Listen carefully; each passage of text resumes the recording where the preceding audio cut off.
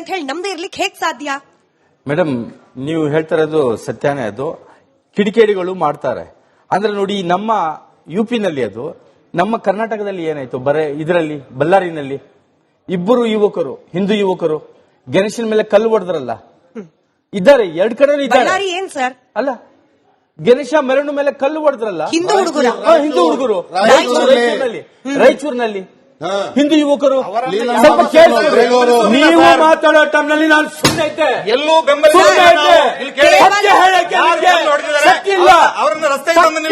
ಸತ್ಯ ಕೇಳಿ ಶಕ್ತಿ ಇಲ್ಲ ನಿಮ್ಗೆ.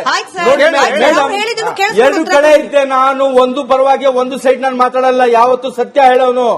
ಕರ್ನಾಟಕದಲ್ಲಿ ರಾಯಚೂರಿನಲ್ಲಿ ಇಬ್ಬರು ಹುಡುಗರು ಮನೆ ಮೇಲೆ ನಿಂತ್ಕೊಂಡು ಗಣೇಶ ದೇವರು ಮೆರವಣಿಗೆ ಬರೋ ಟೈಮ್ನಲ್ಲಿ ಹಿಂದೂ ಬಾಂಧವರ ಮೇಲೆ ಹಿಂದೂ ಹುಡುಗರು ಕಲ್ಲು ಹೊಡೆದ್ರಲ್ಲ, ಅದು ಏನು ಮೇಡಮ್? ಶಿವಮೊಗ್ಗದಲ್ಲಿ ಇಬ್ರು ಪುಟ್ಟ ಪುಟ್ಟ ಮಕ್ಕಳು ಉಗಿದ್ರಲ್ಲ, ಅದನ್ನು ಮಾತಾಡಿ ಸರ್, ಅದನ್ನು ಮಾತಾಡಿ. ಮಂಡ್ಯ ಮೈಸೂರು ಭಾಗದಲ್ಲಿ ಶಾಂತವಾಗಿದ್ದ ಮಂಡ್ಯ ಮೈಸೂರು ಭಾಗದಲ್ಲಿ ಪ್ರತಿ ಬಾರಿ ಕಲಿಸ್ತಾರಲ್ಲ, ಅದನ್ನು ಮಾತಾಡಿ. ತಲವಾರ್ ಪ್ರದರ್ಶನ ಮಾಡ್ತಾರಲ್ಲ, ಅದನ್ನು ಮಾತಾಡಿ. ಪ್ರತಿ ಬಾರಿ ಗಣೇಶ ಪ್ರೊಸೆಷನ್ ಹೋಗುವಾಗ ಪೊಲೀಸರ ಭದ್ರತೆಯಲ್ಲೇ ಹೋಗ್ಬೇಕಲ್ಲ, ಅದನ್ನು ಮಾತಾಡಿ. ಆಗ್ತಾ ಇತ್ತು ಅದು. ಉದಯಗಿರಿಯಲ್ಲಿ ಕಲ್ಲು ಹೊಡೆದವರನ್ನ ಬಿಡಿಸ್ಕೊಂಡು ಬರೋರಿದ್ದಾರೆ.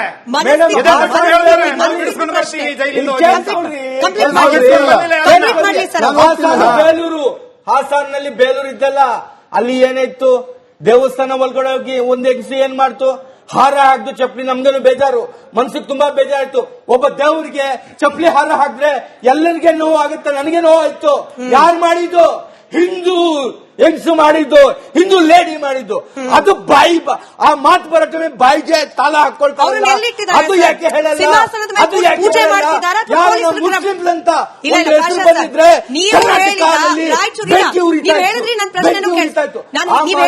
ಪ್ರಶ್ನೆನೂ ಕೇಳಿಸ್ಕೊಳ್ಳಿ. ರಾಯಚೂರಿನಲ್ಲಿ ಕಲ್ಲು ಹೊಡೆದವ್ರನ್ನ ಅಥವಾ ದೇವರಿಗೆ ಚಪ್ಪಲಿ ಹಾರ ಹಾಕಿದವ್ರನ್ನ ಸಿಂಹಾಸನದ ಮೇಲೆ ಕೂರ್ಸಿ ಪೂಜೆ ಮಾಡಲ್ಲ ಸರ್, ಪೊಲೀಸ್ ಸ್ಟೇಷನ್ಗೆ ಹಾಕ್ತಾರೆ. ಹಾಗೇನೆ ಗಣೇಶ ಪ್ರೊಸೆಷನ್ ಕೇಳಿಸ್ಕೊಳ್ಳಿ ಸರ್, ಕೇಳಿಸ್ಕೊಳ್ಳಿ ಸರ್, ಗಣೇಶ ಪ್ರೊಸೆಷನ್ ಮೇಲೆ ಕಲ್ಲು ಹೊಡೆದವ್ರನ್ನ ಬೇಲ್ ಕೊಟ್ಟು ಆಚೆ ಕರ್ಕೊಂಡು ಬರ್ತಾರೆ. ಡಿಜೆ ಹಳ್ಳಿ, ಕೆಜೆ ಹಳ್ಳಿ ಪೊಲೀಸ್ ಸ್ಟೇಷನ್ ಬೆಂಕಿ ಹಚ್ಚಿದವ್ರನ್ನ ಸರ್ಕಾರನೇ ಬಿಡಿಸ್ಕೊಂಡು ಬರುತ್ತೆ, ಕೇಸೆ ಖುಲಾಸೆ ಮಾಡುತ್ತೆ. ಇದನ್ನು ಮಾತನಾಡಬೇಕು. ಉದಾಹರಣೆ ಕೊಡುವಾಗ ಇವತ್ತ ಟಾಪಿಕ್ ಅಲ್ಲದೆ ಇದ್ರು ಕೂಡ ನೀವು ಹೇಳಿದ್ರಿ ನಾನು ಹೇಳಿದೀನಿ, ನಾನು ಹೇಳಿದೀನಿ. ವಿಷಯಕ್ಕೆ ವಾಪಸ್ ಬರ್ತಾ ಭಾಷಾ ಸರ್, ವಿಷಯಕ್ಕೆ ವಾಪಸ್ ಬನ್ನಿ ವಿಷಯಕ್ಕೆ. ನಿಮ್ಮ ಸಮುದಾಯದವರೇ ಅನೇಕರು ಹೇಳ್ತಾ ಇದ್ದಾರೆ, ಪ್ರವಾದಿ ಎಡಗಿನ ಪ್ರೀತಿ ನಮ್ಮ ಬದುಕಿನ ಮಾರ್ಗ ಆಗ್ಬೇಕು, ವೇ ಆಫ್ ಲೈಫ್ ಆಗ್ಬೇಕು.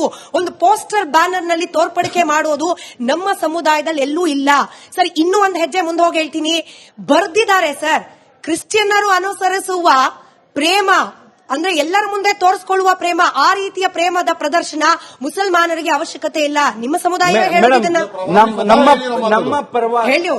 ನಮ್ಮ ಪರವಾದಿ ಅವರದ್ದು ಒಂದು ಬೇರೆ ಇದಿದೆ, ಸ್ಥಾನ ಇದೆ. ನಾವು ಇದು ತಂದು ನಾವು ಅದಕ್ಕೆ ರೆಸ್ಪೆಕ್ಟ್ ಕೊಡಿ ಅಂತ ನಾವು ಕೇಳ್ತಾ ಇಲ್ಲ.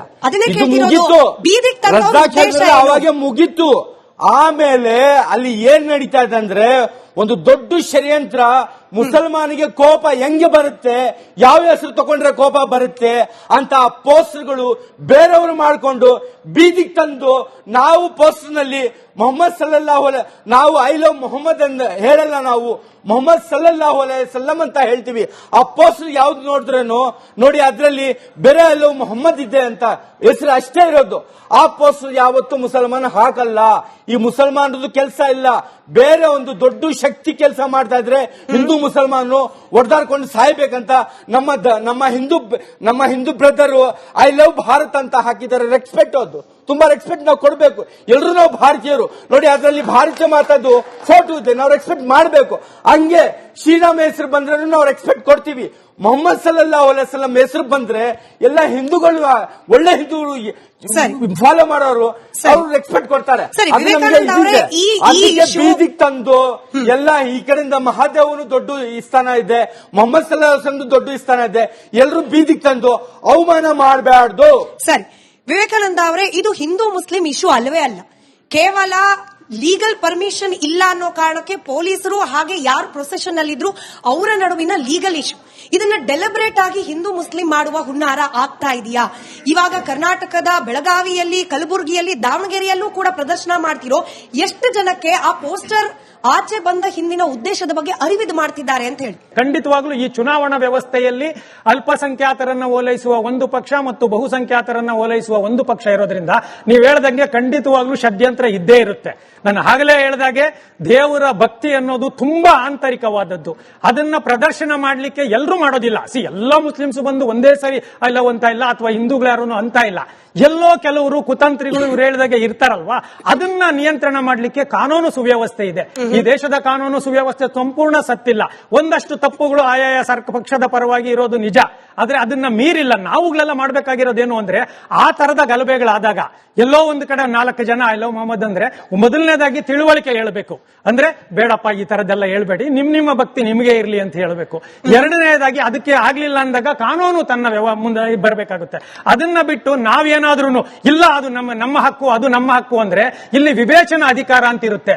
ಅಂದ್ರೆ ಕಾನೂನಿಗೆ ಮತ್ತು ಪೊಲೀಸ್ ವ್ಯವಸ್ಥೆಗೆ ಒಂದು ವಿವೇಚನಾ ಅಧಿಕಾರ ಇರುತ್ತೆ. ನಾನು ಸುಮ್ಮನೆ ದಾರಿಯಲ್ಲಿ ನನ್ನ ಹೆಸರು ವಿವೇಕಾನಂದ ಅಂತ ಕೂತ್ಕೊಂಡು ಹೋಗ್ತಾ ಇದ್ರೆ ಅದು ಏನಾದ್ರೂ ಕಾನೂನಿಗೆ ಅಪರಾಧ ಅನ್ಸೋದಾದ್ರೆ, ಅಥವಾ ಅಲ್ಲಿರೋಕೆ ಭಂಗ ಬರ್ತಾ ಇದೆ ಅಂದ್ರೆ, ಆಗ ಪೊಲೀಸ್ ಅವರು ಅವರ ವಿವೇಚನಾಧಿಕಾರಿ ನಿನ್ನ ಹೆಸರು ವಿವೇಕಾನಂದನಪ್ಪ ನಮಗ್ ಗೊತ್ತು, ಆದ್ರೆ ನೀನ್ ಇಲ್ಲೆಲ್ಲ ಕೂಗಬಾರ್ದು, ಇಲ್ಲ ಅಂದ್ರೆ ನಾವು ನಿನ್ನನ್ನ ಕಾನೂನು ಪ್ರಕಾರ ಕ್ರಮ ಕೈಗೊಳ್ತೀವಿ. ಹಾಗೆ ಅನಾವಶ್ಯಕವಾಗಿ ನಾವು ಯಾವುದೇ ಕಾರಣಕ್ಕಾಗ್ಲಿ ನಮ್ಮ ಭಕ್ತಿಯನ್ನ ಧರ್ಮವನ್ನ ತೋರಿಸಬಾರ್ದು.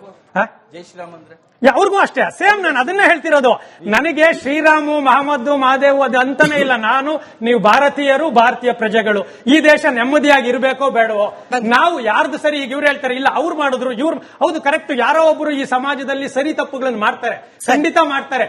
ತಪ್ಪು ಮಾಡಿದ ತಕ್ಷಣ ನಾವು ಮತ್ತೆ ತಪ್ಪು ಮಾಡಬಾರದು. ತಪ್ಪಿಗೆ ತಪ್ಪು ಸರಿ ಆಗೋದಿಲ್ಲ, ಸರಿಯನ್ನು ಮಾಡಬೇಕಾಗುತ್ತೆ. ಯಾಕಂದ್ರೆ ಇಲ್ಲಿ 140 ಕೋಟಿ ಜನ ಇದ್ದೀವಿ, ವೈವಿಧ್ಯತೆ ಇದೆ, ತುಂಬಾ ಸೂಕ್ಷ್ಮತೆ ಇದೆ. ನೋಡಿ ಈಗ ಎಲ್ಲ ಸೌಕರ್ಯಗಳು ಬಂದಿದೆ ನಮ್ಗೆ, ಹೆಚ್ಚು ಕಡಿಮೆ ಒಳ್ಳೆ ಊಟ ಸಿಗ್ತಾ ಇದೆ, ಒಳ್ಳೆ ಬಟ್ಟೆ ಇದೆ, ಒಳ್ಳೆ ಮೊಬೈಲ್ ಇದೆ, ಎಲ್ಲ ಸೌಕರ್ಯಗಳು ಇರಬೇಕಾದ್ರೆ ಕೊರೋನಾ ನಂತರ ಜಗತ್ತು ಒಬ್ಬರನ್ನ ಒಬ್ಬರು ದ್ವೇಷಿಸಿ ಅನ್ಯಾಯವಾಗಿ ಇರುವ ಸುಖವನ್ನ, ಯಾರೋ ಒಬ್ಬ ಸಿನಿಮಾ ನಟ ಎಷ್ಟೋ ಸುಖವಾಗಿರ್ಬೋದಾಗಿತ್ತು, ಕೇವಲ ತನ್ನ ತಾಳ್ಮೆಯನ್ನ ಕಳ್ಕೊಂಡು ಇವತ್ತು ಜೈಲಲ್ಲಿ ಪಡಬಾರದು ಪಟ್ಟ ಪಡ್ತಾ ಇದ್ದಾನೆ. ಸೇಮ್ ಅದೇ ರೀತಿಯೇ ನಾವು ಕೂಡ ಆದಷ್ಟು ನೆಮ್ಮದಿಯಿಂದ ಇದೆ. ಅನೇಕ ಕೆಲವರು ಇದು 140 ಕೋಟಿ ಜನದಲ್ಲಿ ಒಂದಷ್ಟು ಜನ ಕ್ರಿಮಿನಲ್ಸ್ ಇದ್ದೇ ಇರ್ತಾರೆ. ಯಾಕೆಂದ್ರೆ ಅವ್ರಿಗೆ ಅಡ್ವಾಂಟೇಜ್ ಇರುತ್ತೆ. ಈ ಚುನಾವಣಾ ರಾಜಕೀಯದಲ್ಲಿ ಒಂದು ಕಲ್ಲು ಹಿಂದೂಗಳ ಮೇಲೆ ಅಥವಾ ಮುಸ್ಲಿಮರ ಮೇಲೆ ಹಾಕಿದ ತಕ್ಷಣ ಆ ಕಲ್ಲಿನಿಂದ ಅಧಿಕಾರಗಳೇ ಬಂದ್ಬಿಡ್ತದೆ.